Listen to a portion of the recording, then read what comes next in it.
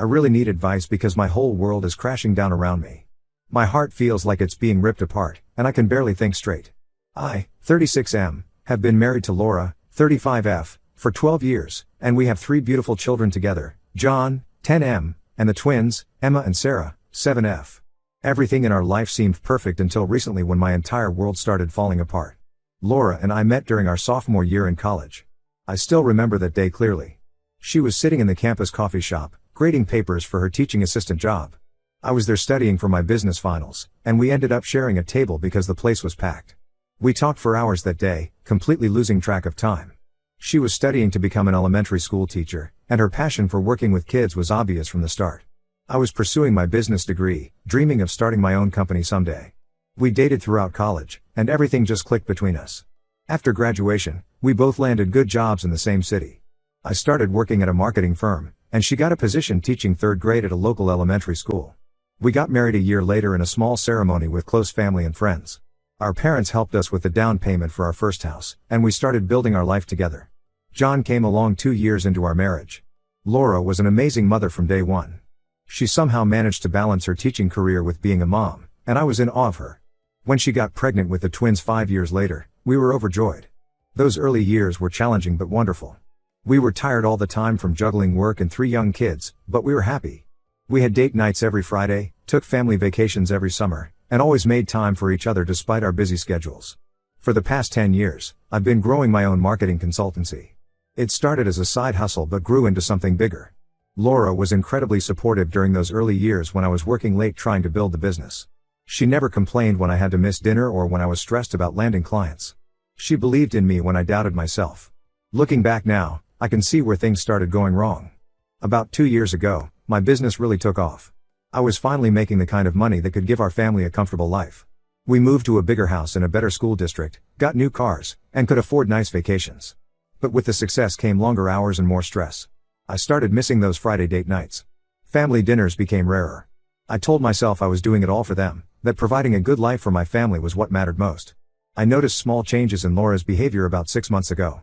She became more protective of her phone, always keeping it face down or taking it with her everywhere. She changed her password, which she had never done in all our years together. When I would try to hug her or kiss her, she would pull away or make excuses.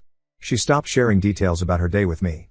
At first, I chalked it up to stress from teaching or dealing with the kids. We both had demanding jobs, and 3 active children can be exhausting. I tried talking to her about the changes I was noticing. I asked if everything was okay, if she was happy. She would always brush it off, saying she was just tired or stressed from work. I believed her because I wanted to believe her. I convinced myself that all marriages go through phases like this, that it was normal to have periods where you feel a bit disconnected. Last week, everything fell apart. Laura was in the shower, and her phone kept buzzing with messages. When I glanced at it, I saw a man's name, Mark, and preview of a message that made my stomach drop. I know I shouldn't have looked, but something in my gut told me I needed to know the truth. The messages I read destroyed me. They were talking about their feelings for each other, making plans to meet for coffee, and discussing how right it felt when they were together. When Laura got out of the shower, I confronted her about the messages. To my surprise, she didn't try to deny anything. She told me she had developed feelings for Mark, a new teacher at her school who she met during a training program 3 months ago. She said they started by just talking about work, but their conversations gradually became more personal. She said their emotional connection happened naturally, and before she knew it, she was falling in love with him. She swears nothing physical has happened yet, but honestly, the emotional affair hurts just as much. Then Laura told me something that felt like a knife to my heart. She said she's been unhappy in our marriage for years but never said anything. She felt neglected and unappreciated, like we had grown apart without realizing it. She said she missed the man who used to surprise her with small gifts, who would leave love notes in her lunch bag, who would dance with her in the kitchen while making dinner. She said she missed feeling seen and heard and valued. I was shocked because I thought we were doing okay. Sure, we weren't as romantic as we used to be, and maybe I had taken her for granted sometimes, but I never stopped loving her. In my mind, we were just in a comfortable phase of our marriage. We weren't fighting or arguing, so I assumed things were fine.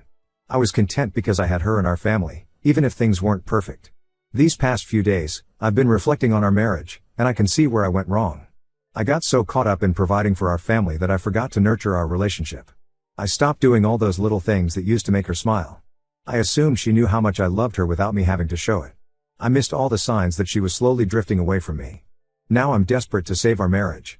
I've told Laura I'm willing to do whatever it takes.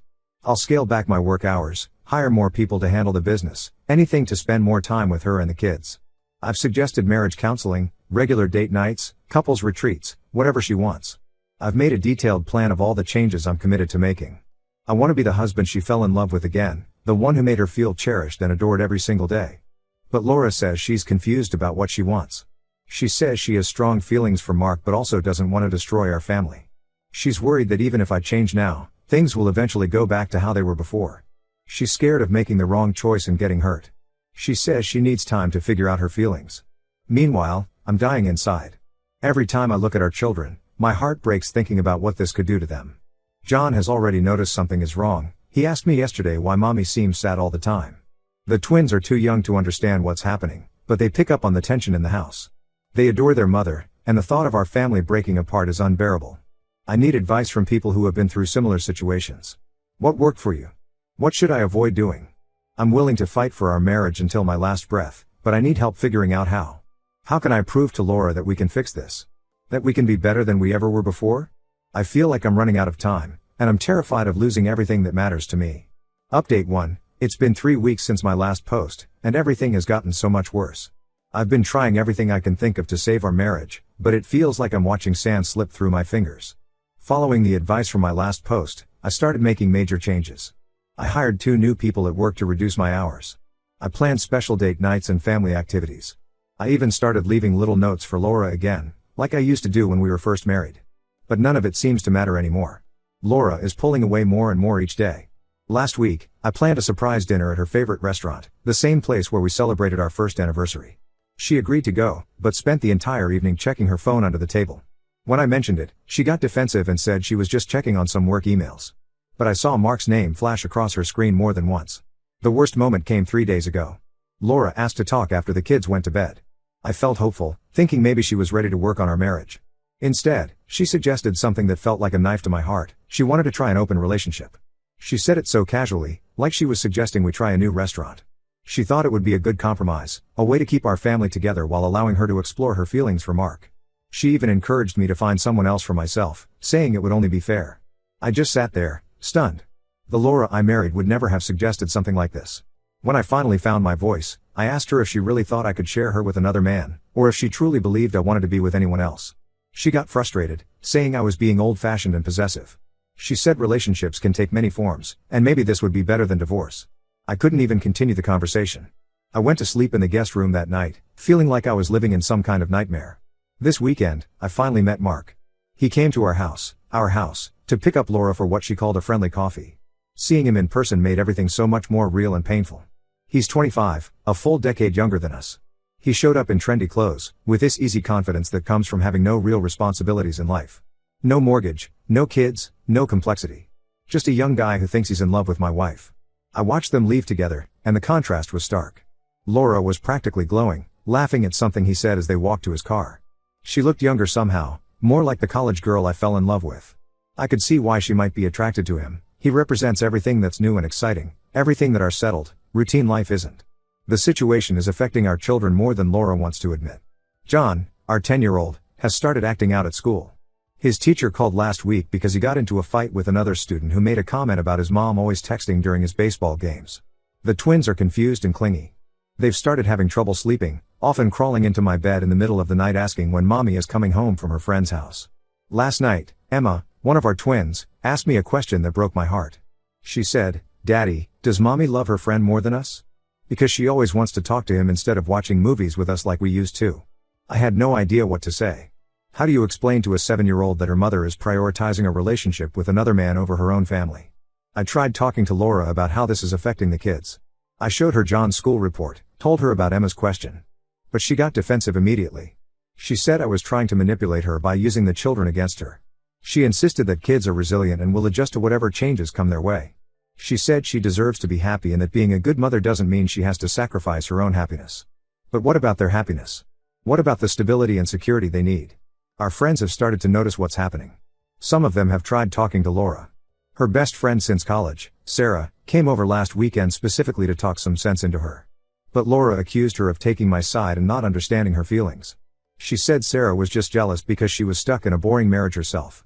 Sarah left in tears, and Laura has since blocked her number. Laura has also stopped talking to most of our other mutual friends. She says they're all judgmental and don't understand that sometimes people fall out of love and find new connections. She's been spending more time with some new friends from work, people who don't know our history and won't question her choices. I'm watching the woman I love turn into someone I barely recognize. The Laura I knew would never have suggested an open marriage. She would never have dismissed our children's feelings or hurt her friends like this. She would never have betrayed our marriage vows so casually. It's like Mark has become her entire world, and everything else, our family, our history, our life together, is just an inconvenience to be managed. The most painful part is catching her in those unguarded moments when she's texting him. Her whole face lights up in a way it hasn't for me in years. Sometimes she'll laugh at something he's written, and it's like a punch to my gut because I remember when I used to make her laugh like that. I'm still trying to fight for our marriage, but it feels more and more like a losing battle. Every time I think we're making a tiny bit of progress, she pulls away again. Last night, I heard her on the phone with him in our backyard, telling him how much she misses him even though she'd just seen him that afternoon. I never thought our marriage would come to this. I never thought the woman I've loved for 12 years, the mother of my children, could become a stranger so quickly. Continued in next part due to length. Update 2. It's been 2 months since my last update, and everything has finally reached a breaking point. Yesterday, Laura sat me down in our kitchen, the same kitchen where we used to dance while making dinner, where we've had countless family breakfasts, where our kids took their first steps, and told me she wants a divorce. The worst part wasn't even the words themselves, but how calmly she said them, like she was telling me about her plans for the weekend. She had clearly planned this conversation carefully. She already had a folder full of papers from her lawyer, complete with proposed custody arrangements and alimony calculations. While I've been desperately trying to save our marriage, she's been methodically planning its end. She wants to move in with Mark and start what she calls her new life. She kept using that phrase, new life, as if our 12 years together and 3 children were just some old chapter she could easily close. Laura has everything figured out in her head. She wants primary custody of the kids, offering me weekends and some holidays like she's doing me a favor. She's asking for significant child support and alimony because her teacher's salary is much lower than what I make from my business. The business I built while she supported me, the success we achieved together, now it's just a number to be divided. The conversation kept getting worse. She's already found an apartment near Mark's place and started looking at schools in that area for the kids. She's planned all this without even telling me she was considering moving the children to a different school district. When I protested, saying the kids shouldn't have to leave their friends and familiar environment, she accused me of being difficult and not putting the children's best interests first. Somehow, in her mind, uprooting them from everything they know is what's best for them. I made one last attempt to save our marriage.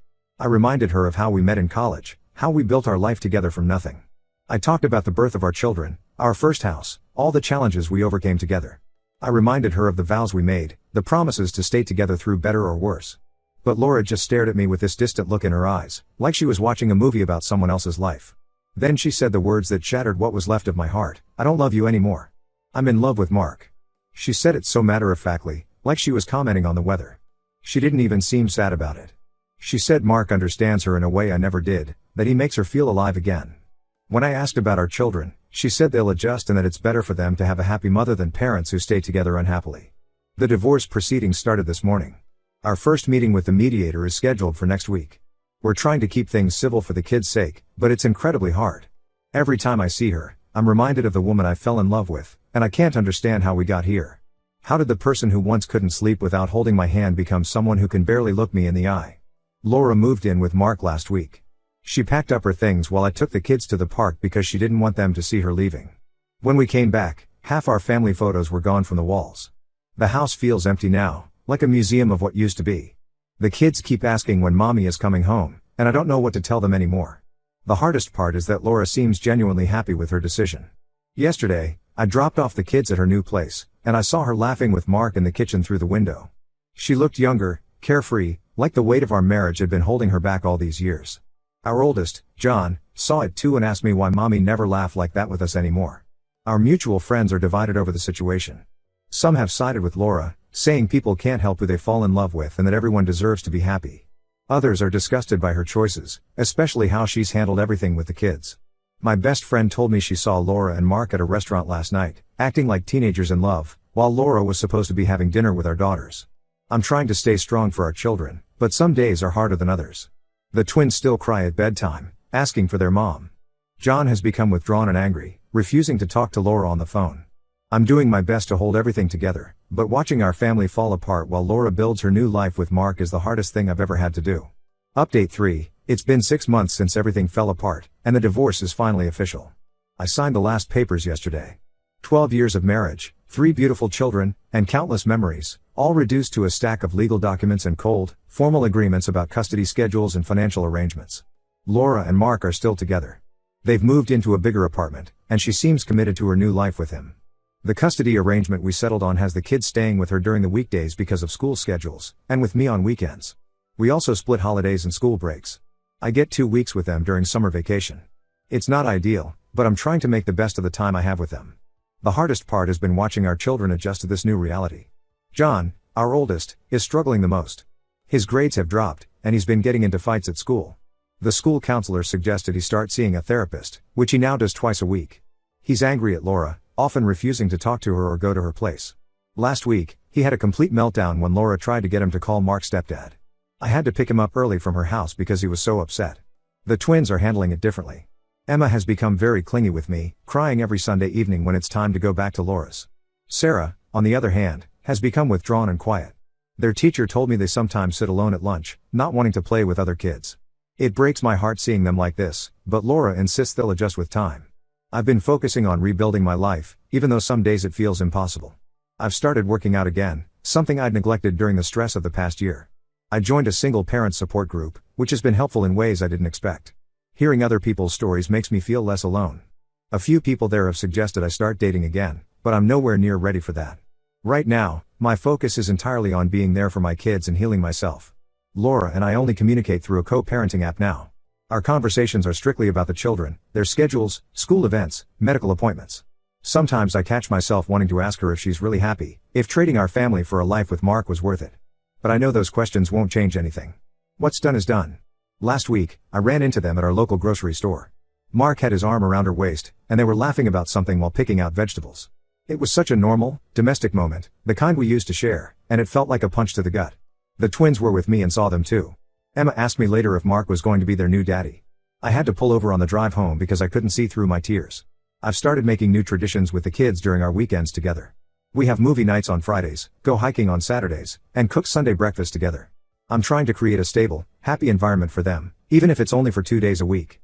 I want them to know that even though their family looks different now, they're still deeply loved and valued. The pain isn't as sharp as it used to be, but it's still there. Some days are better than others. The house still feels too quiet when the kids aren't here. I still sometimes reach for Laura's side of the bed in the middle of the night, forgetting for a moment that she's gone. But I'm learning to live with this new normal, focusing on being the best father I can be and slowly rebuilding my life, one day at a time.